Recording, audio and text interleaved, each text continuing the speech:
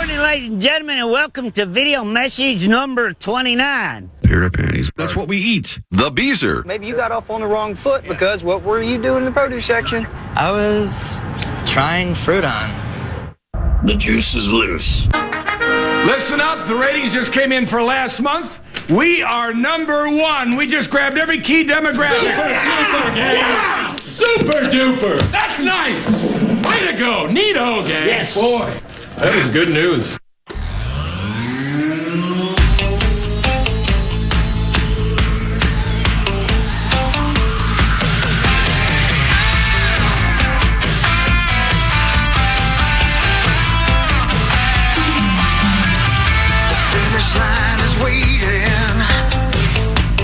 On your side, you hear the distant thunder. Welcome to the Power Trip Morning Show. It is the 10th day of April, and I know you're probably thinking, damn, Corey Cove sounds a lot sexier and a little bit blacker today, but make no mistake about it. I am Maxx Fuller, a.k.a. Leonardo DiMaxbrio, a.k.a. Samuel L. Maxson, and I am filling in today as Corey Hockey Sauce and Halvey. Get ready to head to freaking Las Vegas for the week. They'll have all types of good stuff for you tomorrow and Friday as they broadcast live from the Sin City. But in the meantime, the cast of thousands will try and fill the power trip shaped hole in your heart. And I mean, I guess any other holes you guys have as well. I mean, right, Kriesel? Yeah, yes. You know, we don't ask too many questions. We got Marnie Galarnar coming in a little bit. We got Ben Lieber joining us in about an hour. Mark Rosen will be in his house a little bit later as well. But right now, I'm lucky enough to be joined by the gentleman, John Kriesel, and former NHL superstar and current analyst superstar, Mark Parrish. How the hell are y'all doing? Good morning, Max. How are we doing, guys? This felt really, really weird. It did. First be up this early in the morning, and two, like to come in and have the weight of the Power Trip world on our shoulders. I know, right? We usually just get to come in and F around, kind of loose hips, walking in, not caring how the show goes. But now it's all on us today, boys. Yeah. Well, you're the director. I know. You've got the job. Typically, I'm just the laugh track usually. No, actually, I'm excited. We finally get to air some thoughts, Kriesel. We do. It's about time. It's about time. I think we've paid our dues. The people have been waiting. Yeah. They have. And I don't usually get to hang out with y'all. We're all on different days usually. This is a pretty greasy trio to start off the morning. And now my challenge will be leaving here realizing that it's Wednesday, not Friday. Oh, anytime I'm on the show on a different day, inevitably as I'm walking by, people have a good weekend. Have a good weekend. And then they're going to see, they'll be like, that bomb blast really did rattle. And just go, yeah, you too, John. Yeah, have a wonderful day. Yeah. I believe the guys are planning on calling in a little bit while they wait for their flight, so we'll hear from them soon. And, I know why I'm not in Vegas with the crew right now. I just got back from Australia and New Zealand not that long ago, and Abbott made me put my ankle monitor back on. So I'm not allowed to leave the confines of 1600 Utica Avenue. My hair's pretty long. I don't have Rapunzel-like hair, though, so nobody can come and rescue me. But why are you guys not in Vegas? Especially you, Kriesel. I've heard you are the life of the party in Vegas. Why are you guys not in Vegas? I had a very busy time at work. Also, wife and I are going to Milwaukee to see Luke Combs. Oh, sweet. And so Milwaukee, the Vegas of the Midwest, as it's often called. I do like it there. This will be my maybe fourth time there. I like it. But so I would have been able to go to the Power Trip Vegas trip for maybe one night. I would have flown out tonight after work, been on the show tomorrow, flown back. So it just wasn't going to work out. But I will be there next year, most likely. Yeah, one little bit of tough time for me since the NHL playoffs are gearing up here and the season's winding down. But man, last month March, I was in Napa the first weekend, and then we had the state tournament. Napa was incredible. Thank you for Nikki for being a wine connoisseur. What a spectacular weekend out there.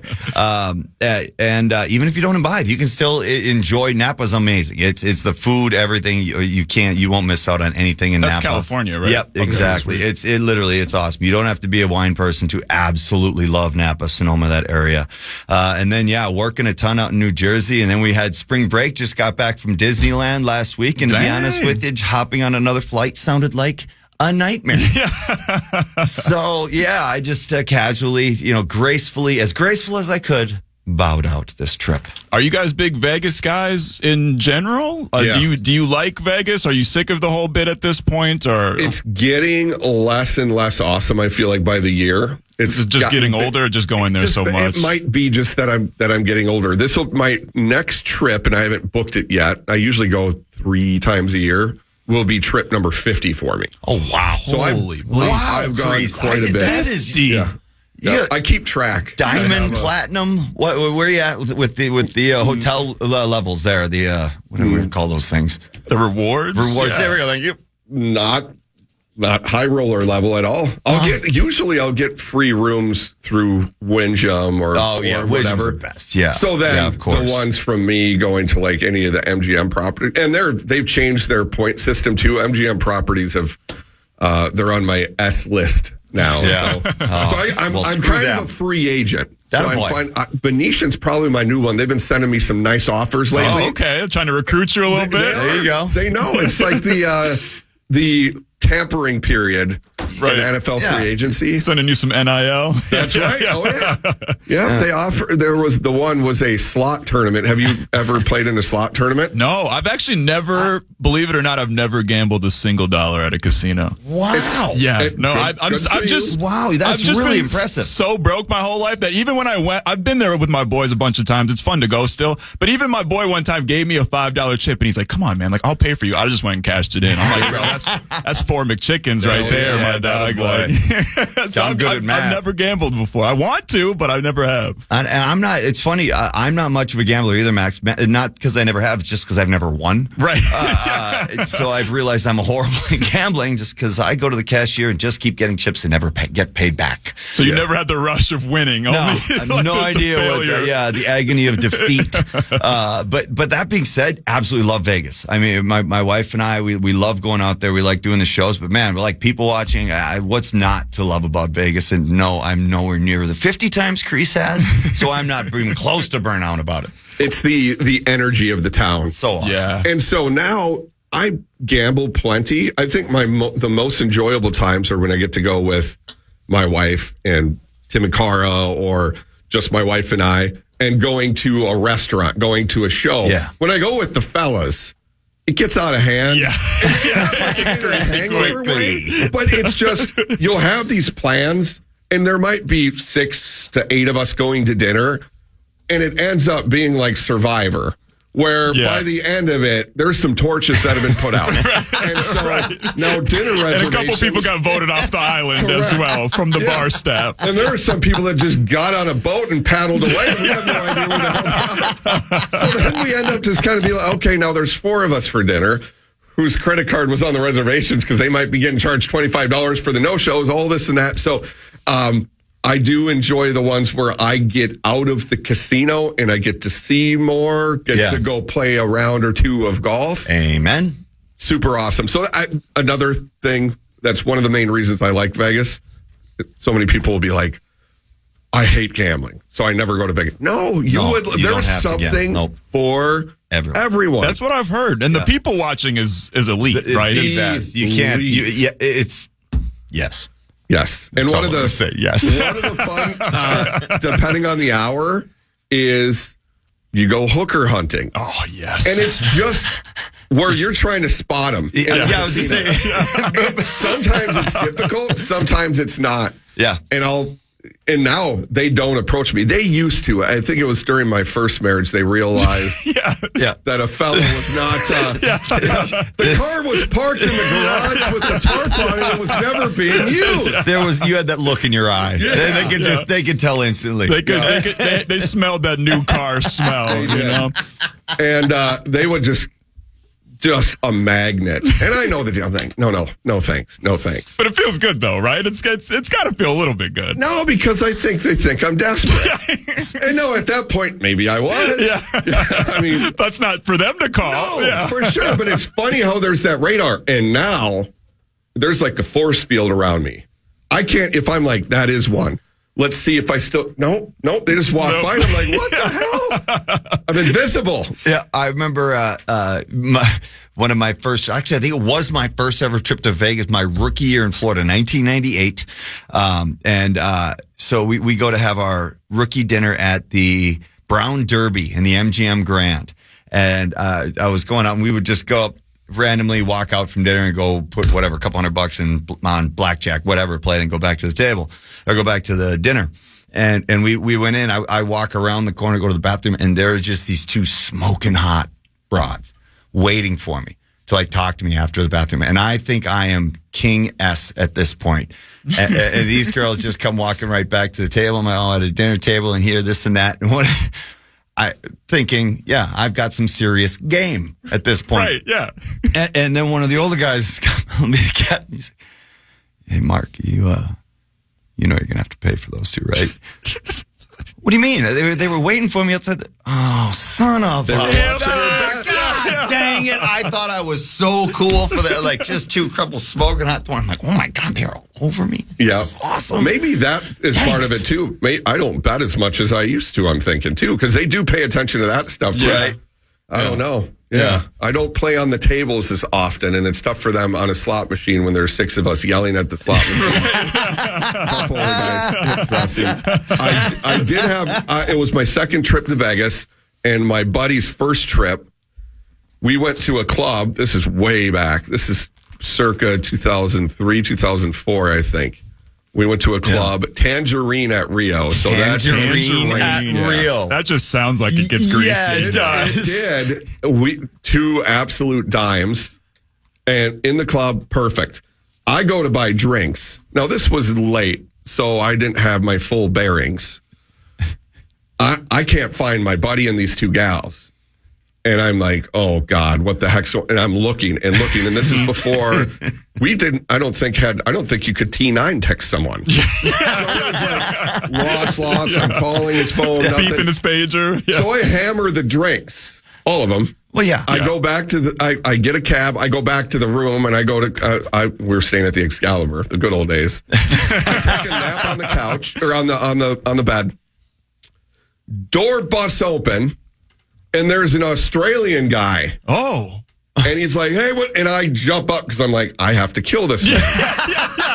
He's in my room. I don't know. Yeah. Behind him is my buddy Tom and 2 prostitutes. Right out of Central Casting. Yeah. And I'm like, oh, man. So I get up and I quick brush my teeth because I'm like, I'm going down to play dice. And I tighten up my bed and I say, if there's a wrinkle on this, you're going to die. He goes, all right. He's like, no problem. So I go downstairs. Shortly after getting on the craps table, my phone rings. And yeah, Tom, what's up? The nerve of these bitches! And I was like, what's up? They're trying to charge me for sex. And I was like, Stevie Wonder would have told you these are prostitutes. He had no idea. So he had walked the whole strip back. He walked the whole way back. 2 prostitutes are like, hey, do you want to party? He's like, I do. Yeah. Not knowing the code. Australian guy is like, hey, mate, looks like you need some help. And he's like, yeah, we're going to party. And the guy's like, need some help? Yeah. Just the most oblivious knucklehead of all. Like, he's not one of my army buddies. Love him to death. Yeah, the street smarts aren't there. Yeah. Right. And so he learned a valuable lesson and then realized, too, because I went in the bathroom to brush my teeth, left my wallet out. When I got down to the craps table, wallet was empty. Damn. So they did get paid. Yeah, they got their money one way or another. Tom promptly went to the ATM and got me the amount that I had in my wallet back. But yeah. That's when they're good at their jobs, though. I've never been to Vegas, but when I was in Cuba, I got approached by a prostitute, and I also had no idea. She just came up to me in the middle of the street speaking Spanish, thicker than a molasses and peanut butter milkshake. Yes. And she's just, I don't know what the hell she said, but it sounds sexy to me. It's Thick Thursday. Yeah, exactly. And she starts feeling up on my junk just right in the middle of the street. So I'm like, oh just my God. getting right down the brass tacks. I'm like, I'm the freaking man. Like, I'm the president of Cuba. I'm Fidel Maxtro up in this bitch. And then it was so smooth that I didn't even notice that her pimp, who was disguised as her brother, quote unquote, came and like blocked my friend's point of view and started distracting my friend. And so this girl, she's speaking Spanish to me. She starts holding my hand and she's like, let's go. And that's the only thing she said in English. So I'm like, I understand that. Let's go. Like, let's get out of here. And then she starts getting more animated and like kind of like plants her feet and she's like saying something, and I asked the dude, I'm like, what is she saying? And she's like, where's the money? And I was like, oh, damn it, she's a prostitute. And I was still gonna do it, but then my friend was like, oh my God, what's going on? And then I got freaked out, and I was like, come on, man, you've ruined the moment. But see, up front, they're asking, hey, pay up front. At least that's less deceiving than now. Tom, still, there was no excuse. I don't think. I mean, they had a sign around their neck that said "for hire." One of the my roommates, an old Boston boy, absolutely loved his escorts. Loved them. And escorts? Yeah, exactly. Yeah. And he called and multiple times called for one. Fell asleep before he got there. Damn. Wake up, everything gone. Wallet, watch, everything. Multiple times. Would not learn his lesson. Went through 3 watches in one season. My God. These weren't Casio watches either. No, they were not. I'm not asking you to snitch on anybody, Perry, but was that a frequent occurrence with your teammates, or was it just only like guys like that? Hey, there was always a couple guys. Let's put it that way. I'll leave it with that one. This is the Power Trip Morning Show. Maxx Fuller, John Kriesel, and Mark Parrish getting you started on the morning. We'll be joined by Marnie, Ben, and Rosie. Plenty to talk about in the world of sports as well. Anthony Edwards had a monster game last night. The Wild season is basically over, and the Twins are only 9 games into their season. It already seems like it's over as well for them. We got plenty to discuss. We're here with you till 9. It's the Power Trip Morning Show right here on The Fan. The Fan.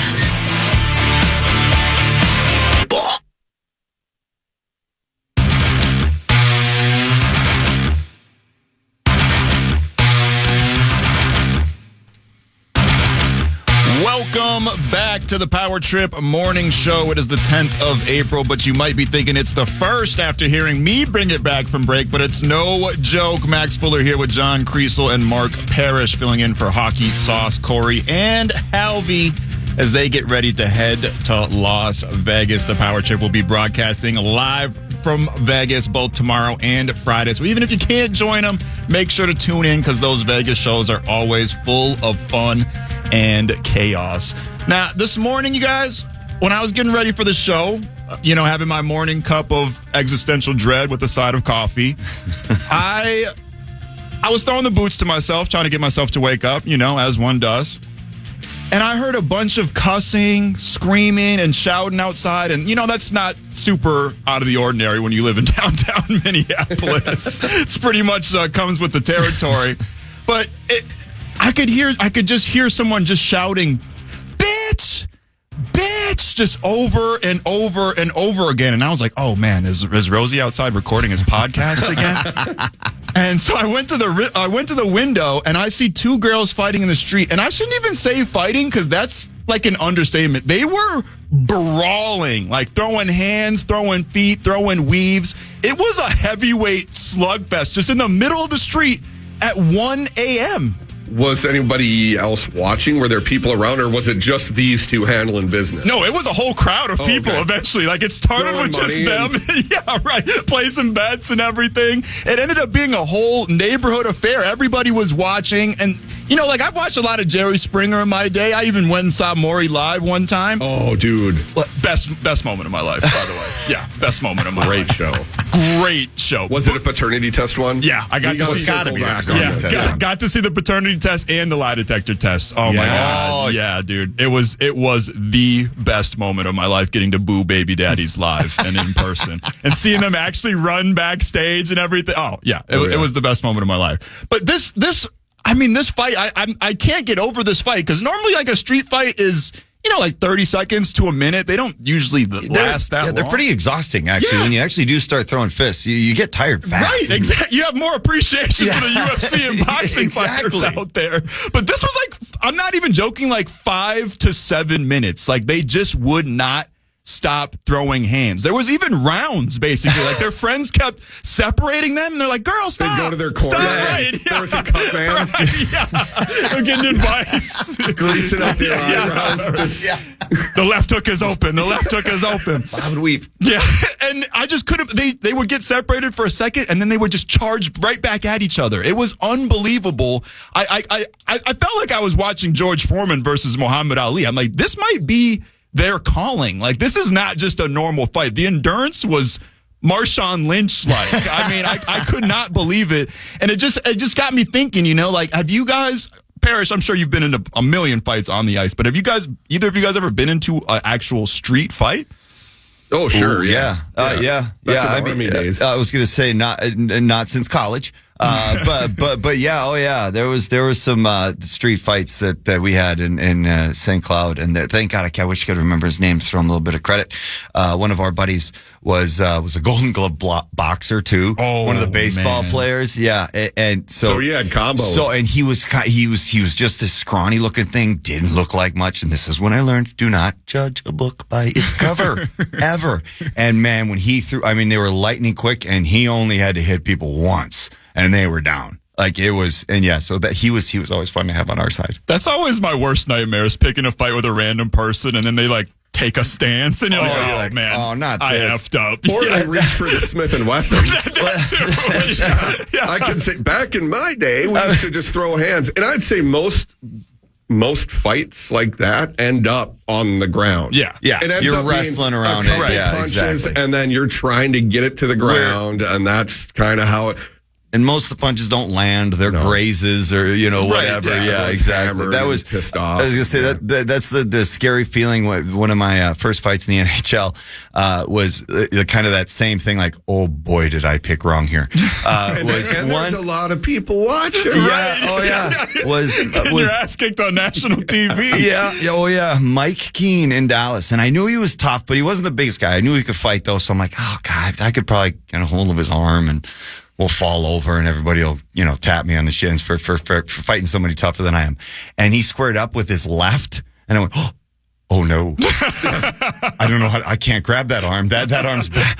That means I have to go left. Oh, this is not going to turn out well. And we kind of circled each other at center ice. And luckily he hit me once to the side of the head. And I went for a haymaker that was about 1.5 feet over his head because you can't throw less if you're not a lefty. Right. It's not there. It doesn't work. No, it doesn't. There's the coordination just doesn't work. And we kind of fell over and he died laughing. He's like tapped me on the chest as he's laughing as I'm getting up.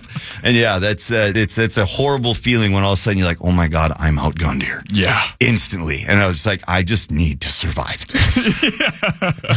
Did you ever just completely get your ass kicked by someone to the point that you didn't want to start a fight with them again?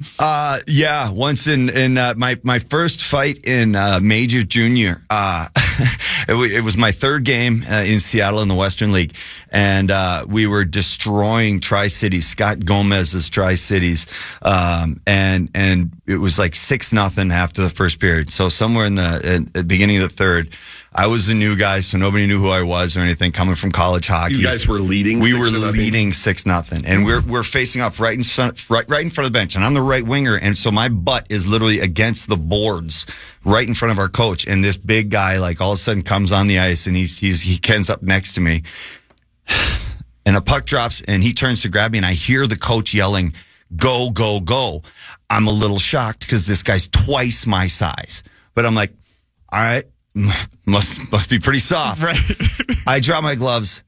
I was a weeble wobble, man. I was just holding on for dear life as this guy hit every part of my face and head. Nice coach. Just left and right, left. And I'm just fidgeting the dog. I'm sitting there just holding on. Take 'em, I'm looking down and there's blood on the ice and on my jersey. I'm like, well, I know that's mine because I haven't even thrown a punch, for God's sakes.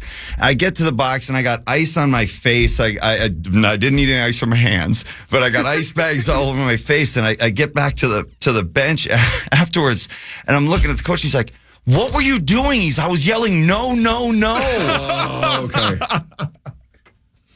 It's not what I heard, Coach. I didn't hear no bell. I went. How about you, Kriesel? Did you ever? Do you have any good fight stories from your Army days? Not really. I mean, it'd just be people talking S in a bar, and you end up outside, and it end up throwing some punches, end up on the ground. And that's it. Yeah, once, like the Iraq deployment, everyone stayed out of trouble. And then after it, fighting days were kind of over. Right. Right. But yeah, no, it's just guys being idiots. And you look at it now, it's changed so much. Back then, it was kind of a rite of passage. You learn. Oh, yeah. You get mouthy, or someone else gets mouthy. You handle it. You move on. But a couple ass kickings are good for you. Yeah. It builds character. Yeah, exactly. Now you can't really do that because you might end up on the news. And to go back in to the first 10 minutes of it. And there's there's police officers at school now. So if you get into a fight with your buddies and a classmate, you might end up in freaking jail at this point. I used to fight a lot in school. Same. A lot. Same. And so that's where, but it would just be, all right, you go home for a couple days then. Right. Doesn't it count against your absences even? Friends bring home the homework. Wouldn't do it. And then, because my parents didn't care. They were like, whatever. All right. What did he disrespected you? Well, you did the right thing. Okay. Now in hindsight, okay, disrespecting. It was kind of a loosely used term, I guess. Yeah. Back in our high school, John Bianchi, our assistant coach, I love the Bianchi family. He was also he would to stand as principal for a while at times and stuff. And he would get so bad, we would get so bad at each other. He would finally just grab whoever the two people were, bring him down into the fight room. We had a couple of back rooms, where you keep the gymnastics mats or whatever. Put him in there and just be like, get it out. Right. And he would just leave us in there. And we would just go, you'd just be exhausted, after a couple minutes. It wouldn't take more than a couple minutes in high school. We'd be absolutely exhausted. You'd open the door and be like, done? All right, let's go. And it would be over with. Yeah, it'd be over. It was actually genius. I mean, I would have probably been getting him in a lot of trouble, seeing that it's 30-something years later now.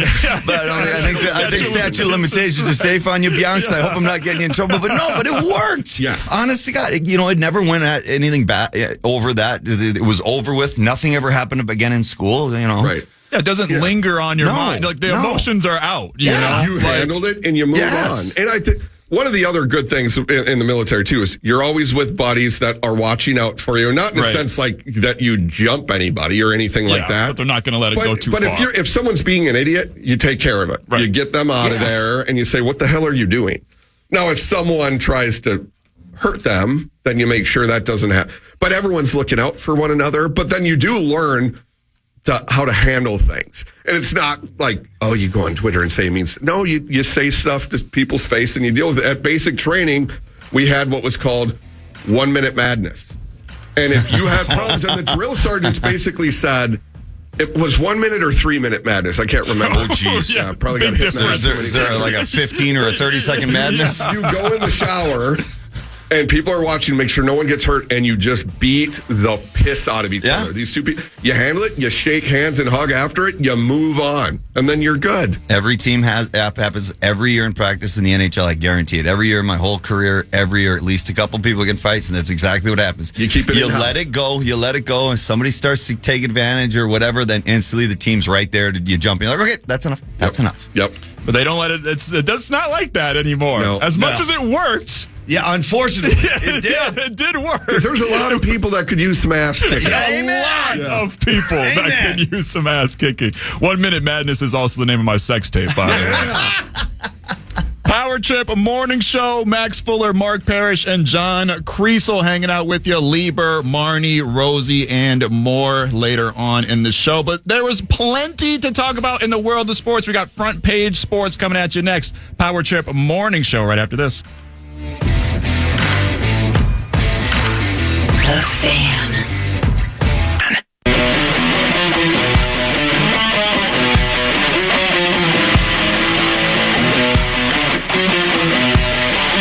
Welcome back to the Power Trip Morning Show. Maxx Fuller, Mark Parrish, John Kriesel here hanging out with you till 9, filling in for Hawk, Corey, Saucy, and Halvey as they get ready to head to the Sin City. They'll be broadcasting live from there for the rest of the week. Don't miss out on those shows. They are plenty of fun. But there's so much sports going on in the world, we got to touch on it a little bit. And also, this is a sponsored bit, so we have to do it. Yeah. Time now for Front Page Sports, presented by Holiday Station Stores. Holiday Station Stores. Guess what, you guys? You can buy Red Bull. Buy 2 Red Bulls, get 1 free at any holiday right now. So if you're dragging ass driving into work today because you stayed up too late diddling and fiddling, go on and find yourself a holiday and get yourself some Red Bull. And, you know, the Twins could have used a holiday and some Red Bull, maybe poured on their bats because their offense needs to wake the F up. The Twins continue to have bat problems. And I ain't talking about the kind of bat problems that you get when you drink too much. The Twins offense was a limp for most of the night last night as they fell to the Dodgers 6-3. Dodgers starter and Killian Murphy lookalike Tyler Glasnow tied his career high with 14 strikeouts. My God, across 7 scoreless innings to keep the Twins offense impotent. Meanwhile, Twins starter Louis Varland gave up 6 earned runs across 5 innings of work, 7 hits. It's early, I get it, but Varland now has an ERA of 9 across. And they're winless at home. Yeah. They're winless at home. They have scored 26 runs this season, which is second worst in all of baseball, not just the American League. They've allowed like 36 runs. So the pitching, in spite of the bad performance last night against a very good team, right? The pitching is not the problem. No. I think it's 0-4, 23, 24, something like that with runners in scoring position. It's their longest drought. That's the word. Yeah. Since I think it was mid 2000s. My God. I mean, I know we're missing Royce Lewis, but that's a lot of opportunities for other guys. That's only one bat, especially the $35 million a year guy. Yeah, right. He can't do it all. Yeah, no. Oral Hershiser, early quote of the year candidate with, it looks like we're swinging our bats underwater. Yeah. What were we doing during spring training? Right. Woofed. Well, and what were you doing during the offseason? Because this was a problem last year for most of the year as well.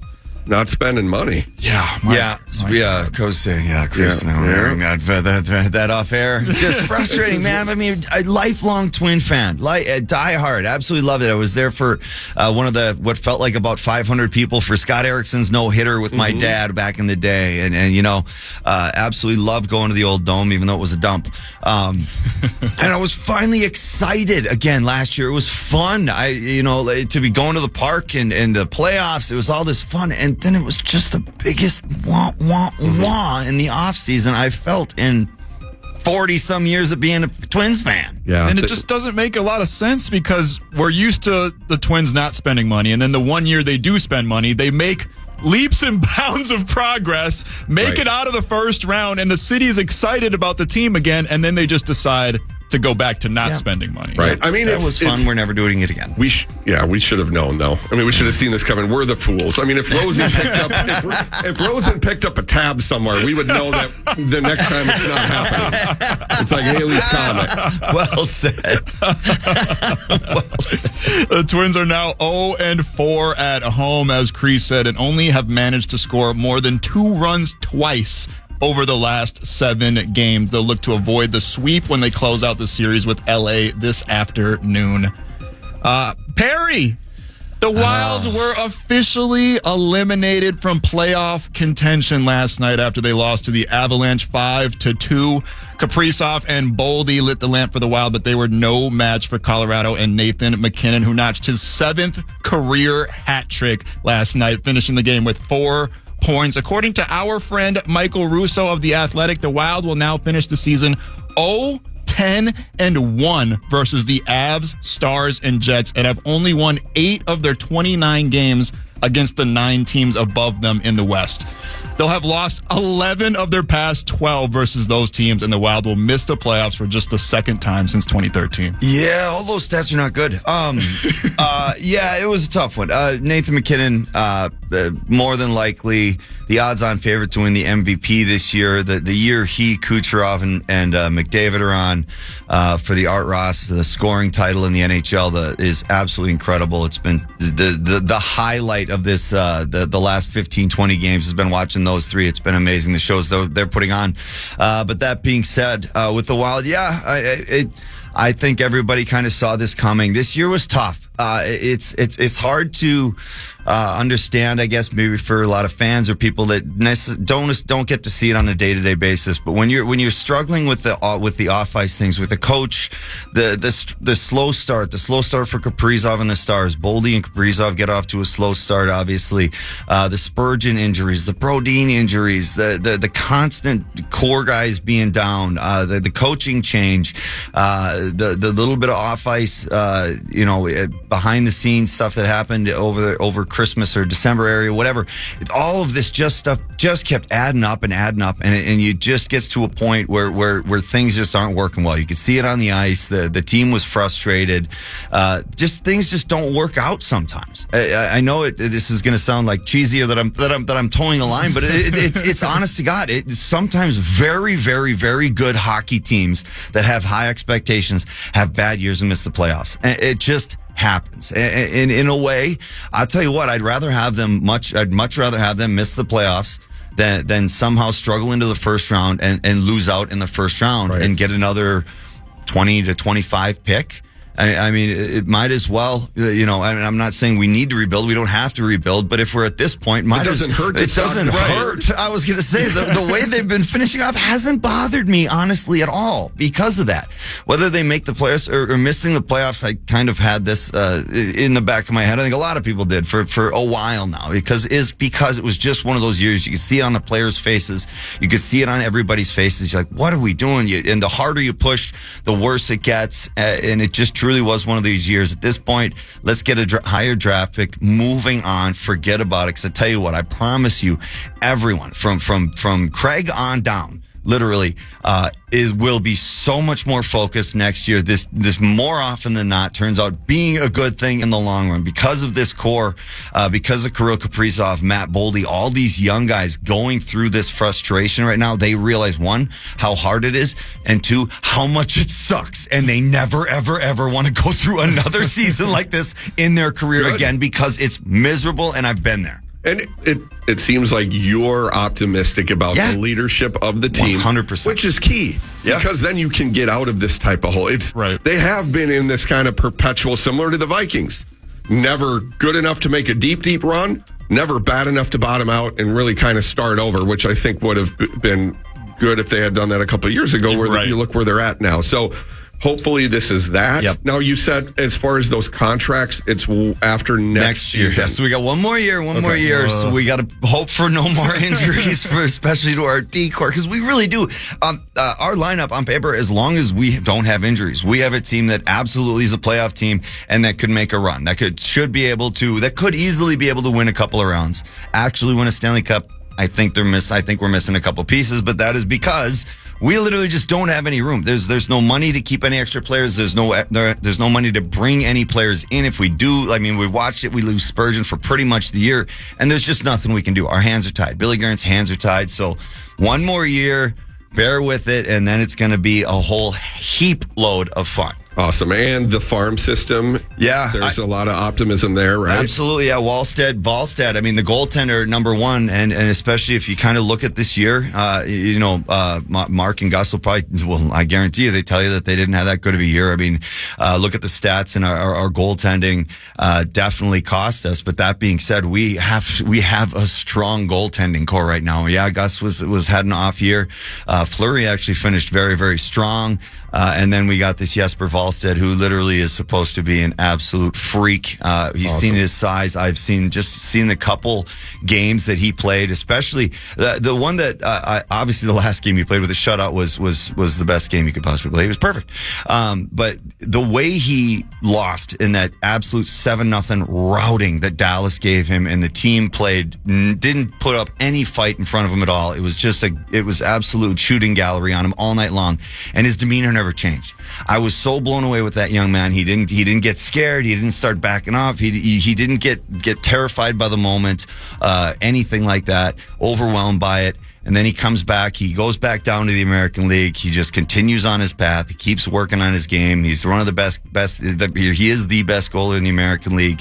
Bides his time, waits for his next opportunity, comes in and gets a shutout. I mean, Awesome. Literally, you can't ask for anything more, because you almost want to see a young goalie go through the adversity, see what he's made of, and see, so like that kind of, it was an awful game to watch, but just watching him, like, this kid, it's pretty impressive how mentally strong this kid is, and literally just proved everybody, like, hey, I can do this right now. So and comes back and gets a shutout. So yes, the future is very, very bright, and the next couple of years for the Wild will be very exciting. Awesome. Speaking of the future, you mentioned the draft and their draft positioning. Are there any game-changing kind of players where they'll be picking in the NHL draft this year? Not the depth, not without the lottery pick. There's the BU kid. He's 17. He's a freshman in college, and he's absolutely the best, most dynamic hockey player in college hockey. And I'm blanking on his name right now. Of course, Celebrini.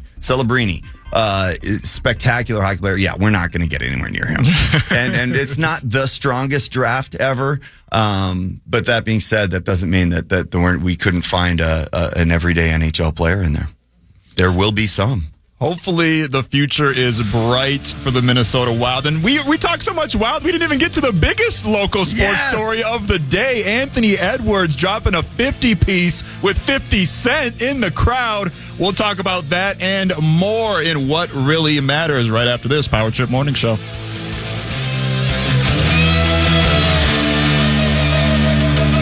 Fan.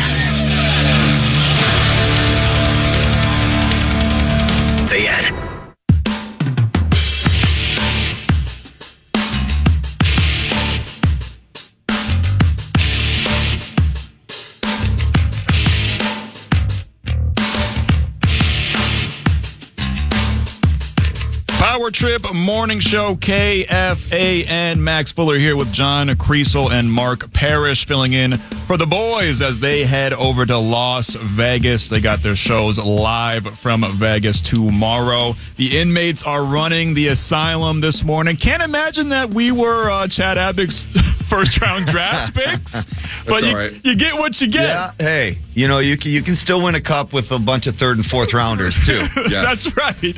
Tom Brady was drafted in the sixth round as well.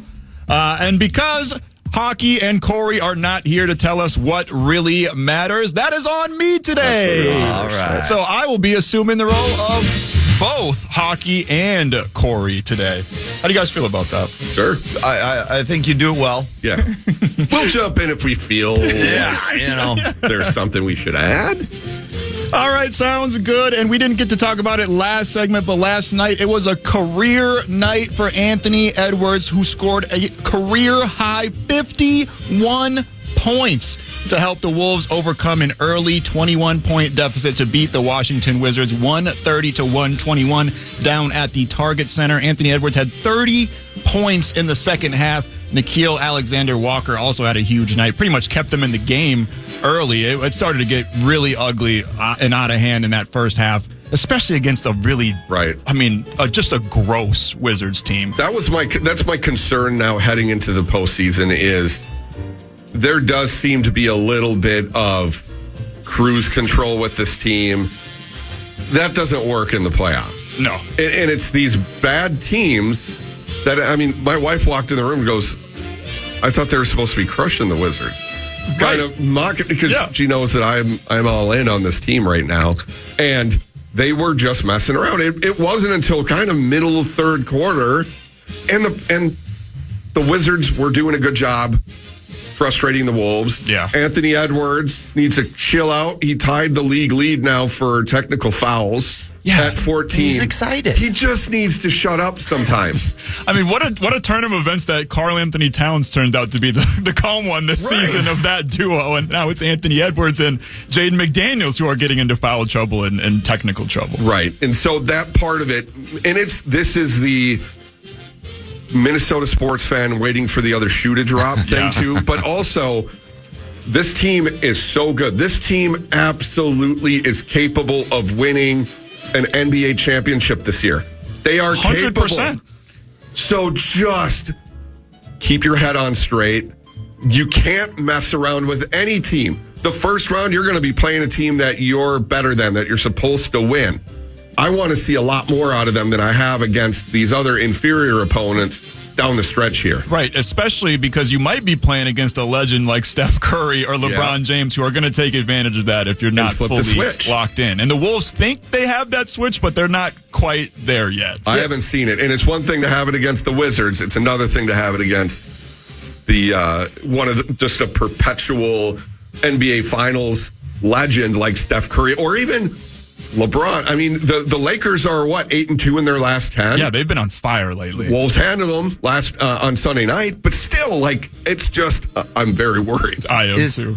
Now, of course, you guys know I'm no expert, but the one thing I've kind of been hearing is when it comes to the experts around the NBA is that the Wolves haven't gone through as much enough adversity as a team in the playoffs, now, which kind of confused my NHL brain because I was like, well, wait a minute, why doesn't? So does have they seen enough regular season adversity is I guess my question during the regular season to kind of overcome any adversity? Because that's all you need in the NHL. It's as long as the team has seen adversity. Right. As long as you had to struggle a little bit, win a couple wins. Okay, they lost 4 in a row during the season. They know what it feels. You know what I mean? I don't understand you got to go through the adversity in the playoffs to be a world champion in the NBA. Well, and they've had a couple of tough stretches here during the regular season. And with injuries, with Karl Anthony Towns being out a good chunk of last year, right, and then now the past month and a half, that's some adversity. That's the definition of adversity. So that's a good thing. Yeah. Yes, and it's probably on your sheet right there, Max, but it sounds like he's getting close to returning. That's what they said prior to the game. They announced that Cat has been cleared for full contact 5-on-5 basketball activities and is progressing towards his return. And lots of reports say he could be back before even the end of the regular season, which I believe is Sunday. Yeah. So Cat's return is imminent. And last night was a game that I think over the last 3 or 4 games, you've seen them really start to miss Karl Anthony Towns. Yes. Because that Ant and Cat and Nas, those 3 are the offense on this Wolves team. And, Jaden McDaniels gets in there sometimes, Slow-Mo gets in there sometimes, but that trio is the offense for this team. And sometimes you just need a guy to go out there and get a bucket and stop the bleeding, and that's just not what they've had over these last 3 or 4 games or so. So I wonder, obviously, having never been a professional athlete, but you look at now, he got injured. He had to have a surgery. Sounds like it was relatively minor. Is he going to be fresh? I know there's going to be some rust. We should expect that. Yeah. But now the fact that he has got to rest his body and really kind of take care of himself, obviously doing rehab as well, right before the playoff run, I would think that that's a good thing. And last year when he came back, they seemed to gel pretty quickly with him. So the fact that they played the good majority of the first part of the season together, hopefully they can kind of pick up where they left off because he is key, and that's going to be a nice. They're playing well right now, but then you throw in an all-star like Karl Anthony Towns, that's got to really improve their chances. In hockey terms, you're horrified to face that team in the first round. The only thing you're concerned with, if you're the Minnesota Timberwolves, I guess, with the long-term injury, which would I think would be the timing. Just to get the timing back of the game, getting back into that rhythm of the game, right? That's the only thing you're worried about because obviously he's a vet, he's a superstar, so you're not worried about what he can bring to the table. You just is he going to be able to get back into his rhythm, and that's the only concern. But like you said, that fresh. I mean, there's some guys that I don't want to say have intentionally pulled a groin, but have had mysterious injuries going into the playoffs for the last month. Some big name players of the NHL, like, I'm happy where my scoring's at for this year. Let's just shut her down and be 100% and fresh for the playoffs. So yeah, that's when it matters. Sounds to me, yeah, I'd be excited. These are such long seasons. Yeah, they are. I'm excited now because this has been a very slow build-up. There was a good, I think pretty much starting in December, mid-December onward, this team's either been at or near the top of the Western Conference. The whole year. And we've thought, can they keep this up? Can they keep this up? And now, with 3 games remaining, they are tied at 55-24 with Denver. Both meet tonight, and both are on the second game of a back-to-back. Yeah. I'm jacked for tonight. I'm so excited for tonight. It's basically for all the marbles. I mean, Denver has a really easy schedule finishing out. The Wolves play the Hawks and the Suns, they're still trying to jockey for playoff position and probably get out of that play-in tournament. But those are 2 doable games. This is for all the marbles tonight. And Denver won last night. They handled the Utah Jazz, so sets it up for a big showdown tonight in Denver for the number 1 seed. And to your point, Parrish, it was unlucky last year, but kind of lucky in this situation that they did have such a long stretch without Karl Anthony Towns last year. So, and it's mostly the same team as last year, so everybody knows how to get him back in his rhythm and how to, turn the team back to what it was at the beginning of the season. Yeah. It's just so weird seeing the fact that it is the majority of the same team as last year, and yet they are so much better this year. Yeah. Towns was out a lot longer last year, but they've been awesome without him this year. Is it sustainable? I don't think so without him. But that part of it, a lot of it is just Anthony Edwards this year has become an absolute superstar. Yeah. Superstar, potential face of the NBA. I think his time with Team USA in the summertime just took his game to a whole another level. And now he's that elite killer that we all thought he could be. We spent a lot of time on the Timberwolves, so we'll get back to more What Really Matters after this. Ben Lieber joins us next. It's the Power Trip Morning Show on the Fan. The Fan.